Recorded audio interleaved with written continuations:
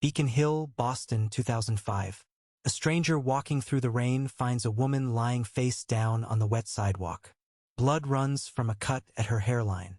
Her shoulder sits at an angle a shoulder should never sit at. She is soaked through, motionless, alone. The stranger calls for an ambulance and has no idea who she is. She will later say the woman looked like nobody in particular.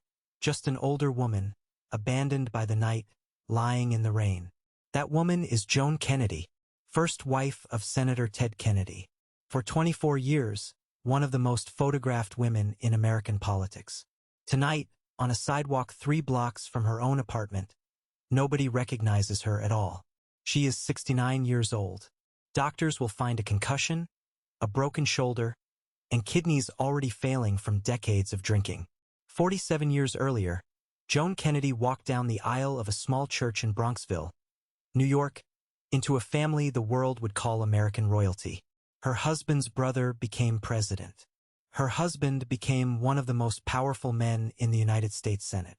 And somewhere between that wedding and this rain-soaked sidewalk, Joan Kennedy disappeared. Not all at once, but one bottle, one headline, one silence at a time. This is the story of how a Kennedy wife ends up unidentified in the rain. Nobody who watched Joan Kennedy walk down the aisle in 1958 could have predicted this ending. And the story doesn't start on that sidewalk. It starts years earlier, with the night Ted Kennedy first noticed something was wrong in his marriage, and chose, again and again, to look away. Old Money Tragedy tells the stories hidden beneath wealth, status, family, and reputation. Subscribe for more. Virginia Joan Bennett was born in September 1936 in Manhattan, into a family that already understood the difference between what gets said and what gets hidden. Her father ran a New York advertising agency. Her mother was, by every public account, careful, elegant, and compo, said. Behind the doors of their home in Bronxville, both of Joan's parents drank. Quietly, steadily, in the way families call tired or tense, rather than naming it directly. Joan had a younger sister, Candace. The 2 girls grew up inside a Catholic household that ran on order. Mass on Sundays, good posture, the right schools, a fixed sense of which feelings were permitted in front of guests. Nobody discussed what happened after the guests left. She learned that lesson early, and it would outlive her childhood by 6 decades. She trained seriously at piano. Real technique, hours of scales, the kind of discipline nobody in that house ever questioned because nothing else about her was taken half as seriously. She modeled briefly for local television ads as a teenager, pretty enough to be noticed by strangers on the street. She enrolled at Manhattanville College, a Catholic women's school in Purchase, New York, far enough from Bronxville to breathe, close enough to still be watched. Then, in October 1957, the college dedicated a new gymnasium in memory of Kathleen Kennedy, a young woman who had died in a plane crash 9 years earlier. Kathleen's sister Jean was Joan's classmate. Jean introduced her to her youngest brother. His name was Edward. Everyone called him Ted. Ted Kennedy was a law student at the University of Virginia, fresh off an expulsion from Harvard for cheating and a stint in the Army quietly arranged to repair his record. He had the easy charm of a 4th son who had never once had to compete for a room's attention, because the room's attention belonged to his oldest brother. Joan was 21. The courtship moved fast enough that she started to panic. She barely knew this man, and she was about to marry into a family that did not appear to negotiate. She was right not to expect any negotiating. Ted's father, Joseph P. Kennedy Sr., had built a political dynasty on precise timing, and he did not believe a young woman's hesitation should be all to slow anything down. It was the same pattern he had applied to nearly every woman who married into his family. Praise her in public, then fold her immediately into a schedule built entirely around his sons. He insisted the wedding proceed. It did November 29, 1958, at St. Joseph's Church in Bronxville, a small family ceremony rather than a society spectacle, just 3 weeks after Ted's older brother John won a landslide re-election to the Senate. Photographs from that day show a 22-year-old bride who looks, by every account, genuinely happy. There wasn't much of a honeymoon. The newlyweds took a brief trip to South America, then came home so Ted could finish law school and study for the bar. He called her Jonesy. It read as affection. It was also, in hindsight, A small signal of how the family had already decided to see her, softer, smaller, easier to manage than the name on her birth certificate. The Kennedy women she was about to join, Ethel, raising 11 children with an almost athletic relentlessness. Jackie, composed under a level of public scrutiny most people never face once in a lifetime, had each built their own armor against the family's pace. Joan arrived with a piano and a wedding ring, and nobody thought to ask whether that would be armor enough. Asked years later what the hardest part of marrying into the Kennedys had been, she didn't need to embellish the answer. Learning to keep up with the clan. She arrived in Washington at 26, the wife of the youngest senator in the chamber. By her own later admission, barely able to follow the news she was now expected to discuss over dinner. She tried anyway. Within 2 years, the family needed her on the road.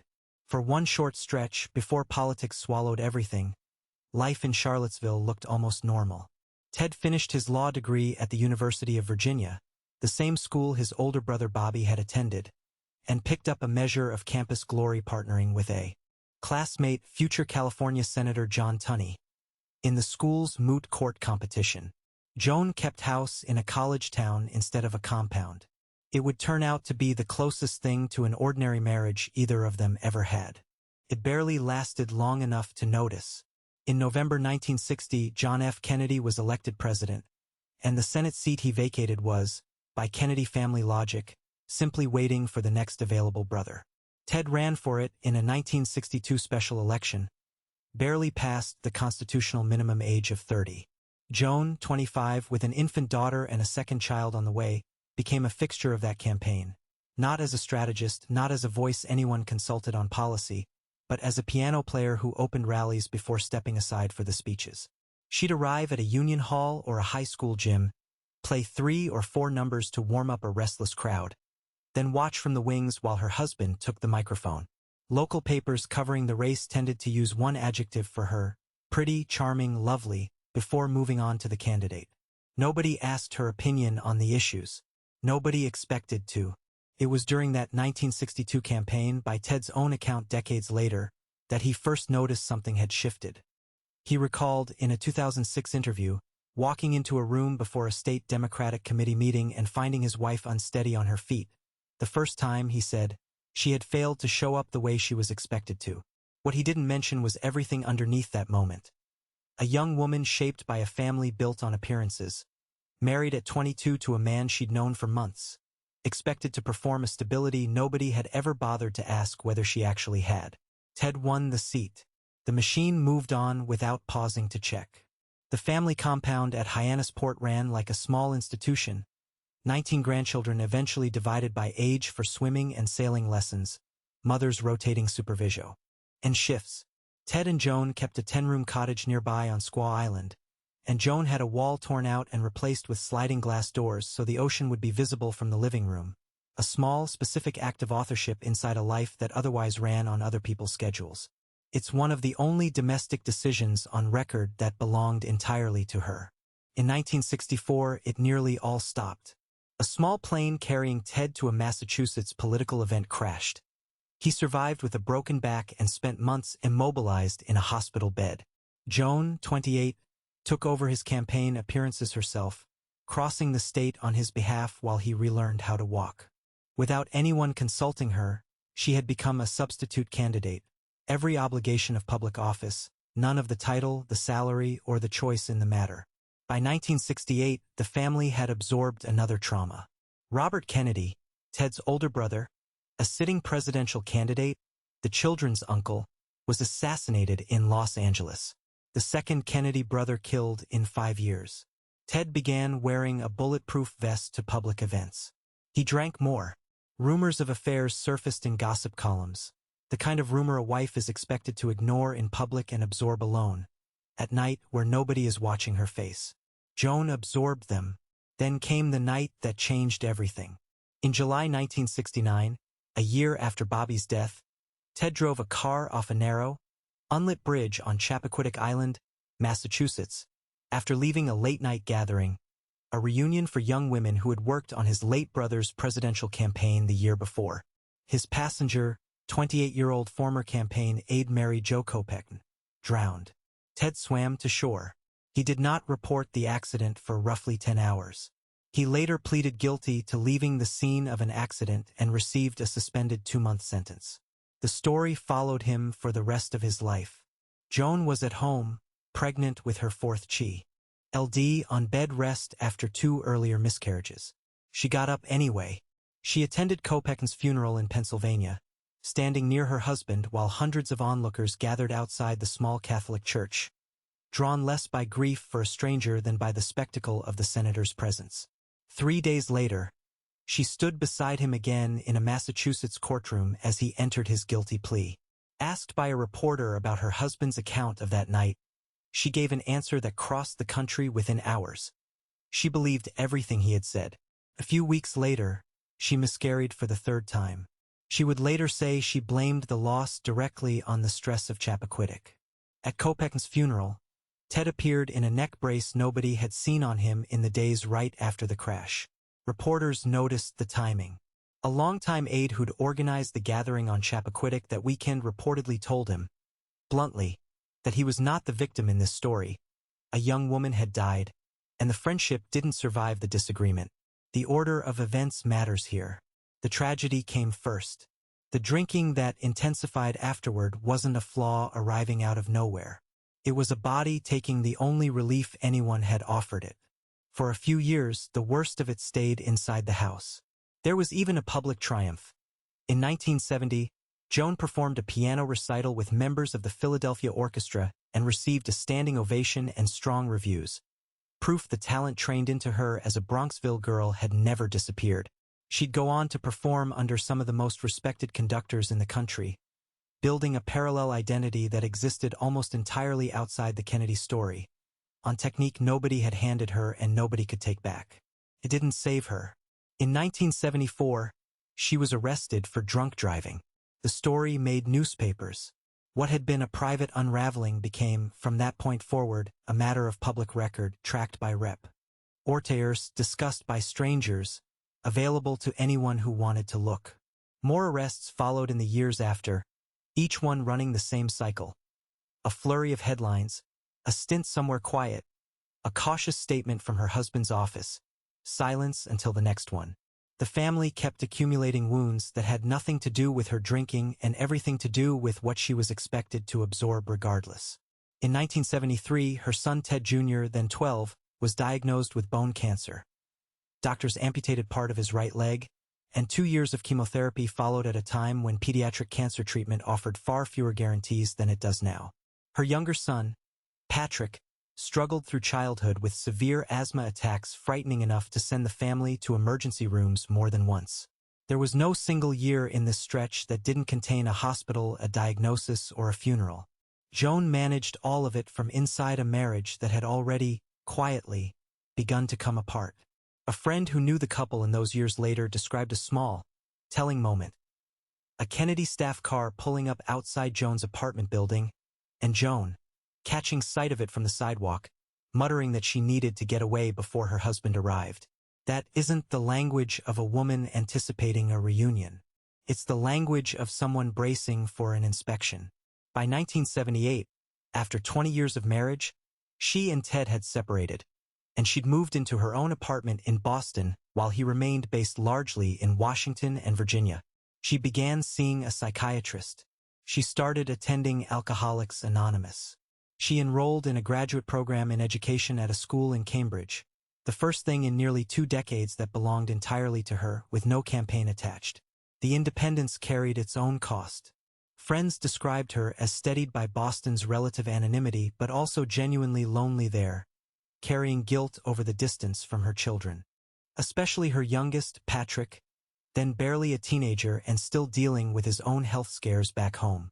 Her older two visited often, driving up for weekends and summers. The youngest had the least access to a mother who was, for the first time in her adult life, finally trying to take care of herself. In interviews with People and McCall's around that same period, Joan spoke openly about using alcohol to cope with unhappiness and the pressure of being watched constantly, and about her recovery through Alcoholics Anonymous' 12-step program. It made her one of the first prominent American women to use the word alcoholic about herself in public. At a moment when the admission carried far more shame than sympathy, far more tabloid mockery than clinical understanding. The mockery found her anyway. Inside the family, other Kennedys reportedly joked about her drinking at the compound even while holding their own drinks. Marcia Chellis, who worked as Joan's secretary in the years that followed, would later describe a woman who couldn't shake the hurt of her husband's infidelity, and who spoke of the exhausting effort of performing sobriety on the days she wasn't actually managing it. In 1979, as Ted prepared a run for the presidency against Jimmy Carter, a national magazine profile caught her mid-struggle with unusual candor. The embarrassment of her earlier public confession, by her own account, triggered a relapse rather than preventing one. She tried inpatient treatment. She tried a vitamin-based regimen popular in recovery circles at the time. She saw a psychotherapist regularly and kept going to AA meetings on her own initiative. More than once, she checked herself voluntarily into the recovering alcoholics unit of a respected Massachusetts psychiatric hospital whenever she felt herself slipping. The same profile noted something almost clinical about her tolerance by then. 2 drinks were enough to leave her glassy-eyed. A third was usually enough tea. Or put her under. Ted, asked by reporters that year how his wife was doing, offered one cautious sentence. He thought she was making great progress. He didn't adjust his campaign schedule to find out for certain. Joan sanctioned the presidential run. She didn't campaign for it the way she had in 1962 and 1964. Something had shifted. Not rebellion exactly, but exhaustion finally outweighing duty. Despite the separation, Joan and Ted remained legally married through his failed 1980 presidential campaign against Carter. One more year spent inside a marriage everyone around them already understood was over. They announced plans to divorce in 1981. The divorce was granted in 1982, ending 24 years of marriage that had started with a wedding her father-in-law refused to delay. The court agreed, at both parties' request, to seal the financial settlement from public view. The family's old instinct for managing appearances applied one final time to the ending of a marriage that had been managed from its very first weeks. What eventually became public, piece by piece, was this. A cash payment reported between $4 and $5 million, ongoing alimony, child support for their youngest son Patrick, then 15, and half the couple's personal property. Against the scale of the fortune Joseph P. Kennedy Sr. had spent decades building, the number was modest, negotiated, and sealed, against a family wealth far larger than anything the filing disclosed. Joan also received the family's old shingled cottage on Squaw Island, land that had belonged to her own grandfather decades before any Kennedy ever set foot on it. It's the only piece of the marriage that handed back something that had actually been hers to begin with.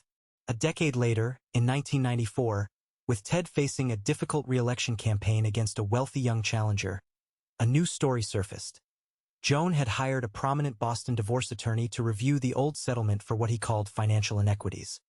She believed she'd been shortchanged in a deal struck and sealed during the worst years of her drinking, agreed to buy a woman whose judgment, by everyone's admission, had been compromised by the very disease the marriage helped create, and never independently re-examined since. The timing said its own thing. 12 years after the divorce, with her ex-husband suddenly vulnerable in the polls, Joan finally had enough leverage, or enough anger, or simply enough sobriety, to ask the question out loud. Nothing public came of the challenge. The records stayed sealed. The senator was re-elected. 2 years earlier, in 1992, Ted had already remarried to Victoria Reggie, a Washington attorney 17 years his junior, whom friends openly credited with stabilizing his public image in ways Joan, across 24 years of effort, had never been positioned to do. One supporter told reporters the campaign would have been far harder without her. Joan was rarely mentioned in the same sentence as political asset. She had spent decades as the wife standing beside the crisis. Vicky got to be the one who fixed it. It's a small, uncomfortable arithmetic, repeated across enough political marriages that it barely qualifies as news anymore. The wife who absorbs the early damage rarely gets credit for the stability that follows, because by the time stability arrives, she's usually already been replaced by someone who never had to live through the damage at all. The years after the divorce gave Joan something the marriage rarely had. A stage entirely her own. She returned to the piano in earnest, performing under conductors who included Boston's own Arthur Fiedler, Seiji Ozawa, and John Williams, touring concert halls in the United States and abroad as a classical performer rather than a senator's former wife. Critics who reviewed those performances tended to note the same thing. A serious, disciplined technique built over decades, not dusted off for the occasion. In 1992, she published The Joy of Classical Music, a guide for you and your family, drawing on the one part of her identity the Kennedy machine had never fully absorbed. The book found a quiet, steady readership among parents looking for an accessible entry point into music education. She earned a master's degree in education. She never remarried, aside from one brief relationship not long after the divorce that went nowhere. But the drinking did not end when the marriage did. Through the 1990s and into the 2000s, Joan's alcoholism deepened in ways that stopped being just social or reputational and became medical. Sporadic stretches of sobriety kept collapsing back into drunk driving arrests, court-ordered rehab, and a return to drinking. The damage to her kidneys grew severe enough that doctors raised the real possibility of dialysis, a treatment that would have meant tethering herself to a machine for hours, several times a week, for the rest of her life. People close to her later told reporters that at her lowest points, she had taken to drinking mouthwash and vanilla extract in secret. Both contained enough alcohol to dull the craving without producing the smell of liquor on her breath. It wasn't a habit anymore. It was a body that had crossed into dependency severe enough to require a workaround for ordinary household items. By July 2004, her older son, Ted Jr., had been appointed her legal guardian. The following year, all three of her children were granted temporary guardianship over her affairs, a formal, court-ordered acknowledgement that their mother could no longer reliably manage her own life. The petitions weren't sudden. They followed years of phone calls between siblings comparing notes on their mother's condition, lawyers drafting language careful enough to survive a judge's scrutiny, and a quiet family consensus that something had to change before it changed on its own, violently. It was that same year, 2005, that she was found on the Beacon Hill sidewalk in the rain. By the time of the fall, Joan had been drinking in secret for months, hiding it well enough that even a caretaker who later locked horns with her hadn't always known how bad it had gotten. At the hospital that night, her blood alcohol level tested well above the legal limit, even though, by multiple accounts, she hadn't appeared visibly drunk to the people around her. That contradiction was, in its way, the whole tragedy in miniature. A woman who had spent decades learning to look composed no matter what was happening underneath. The fall that nearly killed her also exposed exactly how far she had drifted from the world that once orbited her. The woman who called for help didn't recognize a face that had appeared at presidential campaign rallies, in national magazine profiles, on the arm of one of the most photographed men in America. Asked afterward whether she'd known who she was helping, she said simply that she had no idea it was anybody special. To her, Joan Kennedy was an injured stranger in the wet dark, ordinary, unidentified, invisible in exactly the way decades of careful family image management had trained the public not to notice her. Her children responded by tightening their hold on her care. Joan, in turn, attempted something that read like a quiet act of resistance. She asked her cousin, a Connecticut financial planner named Webster Jansen, to set up a separate trust over her roughly $9 million estate, a structure that ran directly against the guardianship her own sons already held. For a time, it worked, and control of her money shifted outside the family's existing legal arrangement. Jansen, for his part, accused the Kennedy children of hiring what amounted to a hired minder to monitor an adult woman's daily life. Eventually, her sons won out in court, removed Jansen as trustee, and filed a formal complaint against him with the U.S. Securities and Exchange Commission, alleging he'd taken advantage of a vulnerable woman for his own financial benefit. The dispute dragged on for years, generating its own paper trail of motions and depositions, all of it concerning a woman who, at the time the arrangement was made, had been in no condition to weigh in on who deserved her trust. It's hard to know, from the outside, whether Joan was fighting for her independence or being exploited by someone entirely new. Possibly both were true at once. What's certain is that by 2005, control over her own life had become a contest fought between multiple parties, with Joan herself rarely the one holding the deciding vote. A pattern that had, in one form or another, defined nearly every major financial and medical decision of her adult life. That same October, while still recovering from the fall, She was diagnosed with breast cancer and underwent surgery. She faced it without the kind of public outpouring that had surrounded her son's cancer diagnosis 3 decades earlier. No headlines about a Kennedy fighting illness with the family's trademark resilience, just a quiet medical chapter handled mostly by her children and her doctors. Away from cameras that had once tracked far smaller developments in her life. She got sober after the 2005 rehab stay and, by most accounts, stayed that way for a meaningful stretch of years. She lived quietly in Boston, mostly out of the press that had spent a lifetime photographing her. In August 2009, Ted Kennedy died of a brain tumor. Joan attended his funeral mass at a basilica in Boston. She stayed at the edges of the service, declining interview requests and letting her sister Candace speak to reporters on her behalf, because Joan herself wouldn't take the calls. A wife of 17 years now sat in the seat at the front of the church that had once been hers, and the cameras outside followed the family's current configuration rather than its earlier one. Joan wasn't making a statement by staying back. Those close to her said she was simply trying not to intrude on a story the rest of the family still considered theirs to narrate. 2 years later, in September 2011, her daughter Kara died suddenly of a heart attack at 51, collapsing at a health club, after her own earlier battle with lung cancer that the family believed had been worsened by years of stress. Kara had been the child who drove up most often during Joan's loneliest stretch in Boston, the one who chose to spend a summer with her mother rather than at the compound. Joan had now outlived a husband she'd spent 24 years married to, and a daughter she'd carried through the very years their marriage was collapsing. In her later decades, Joan turned her own history into something resembling purpose. She spoke, when she chose to, about addiction and recovery, not as a cautionary tale narrated by someone else, but as a first-hand account from a woman who had lived through every stage of it. The culture around that kind of admission shifted enormously over the following decades, from a 1979 magazine treating her drinking as a tragic flaw in an otherwise glamorous life, to a 2025 family statement treating that same history as evidence of courage. Joan lived long enough to watch the story about her own disease change shape twice. She supported arts education causes. She kept performing piano in public, for audiences who came to hear the music rather than the surname attached to it. The disease didn't stay contained to her generation. Her youngest son, Patrick, followed his father into politics, serving as a congressman from Rhode Island, and followed his mother, too, struggling for years with alcohol and prescription painkillers, including while he held office. He eventually built a career around addiction policy and mental health parity, work that traced a straight line back to a household where the family's drinking had once been something nobody outside it was allowed to name.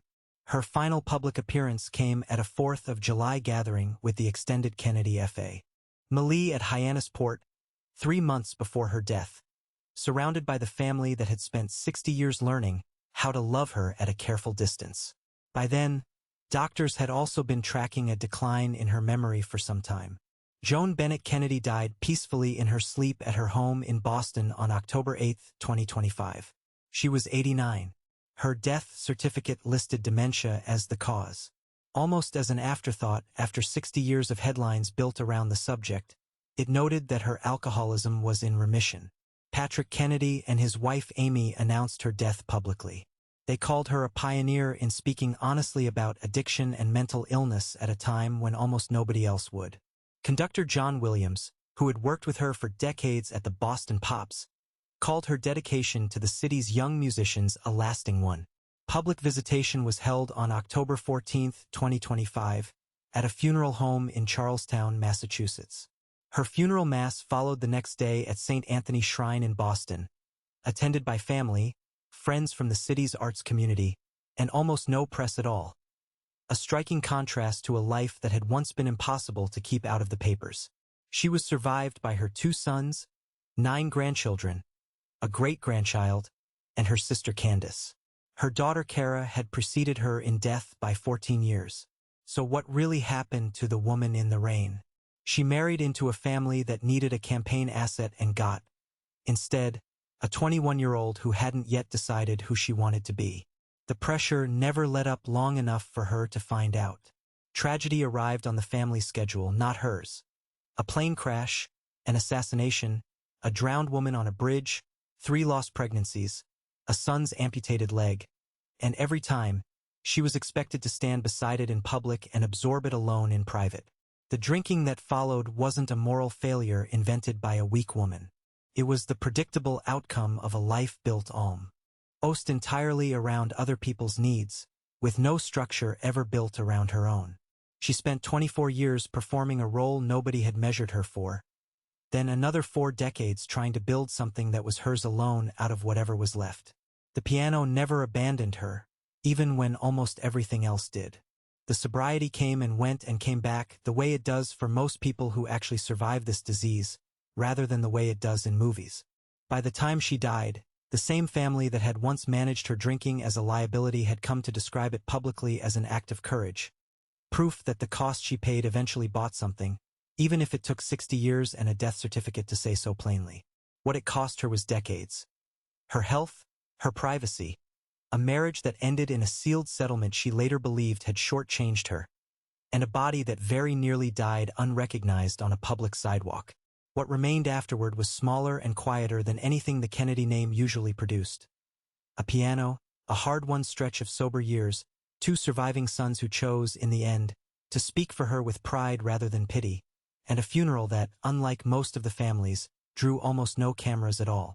She is buried not beneath the weight of the story that made her famous, but apart from it, in the city she had quietly chosen for herself more than 4 decades earlier, finally entirely on her own terms.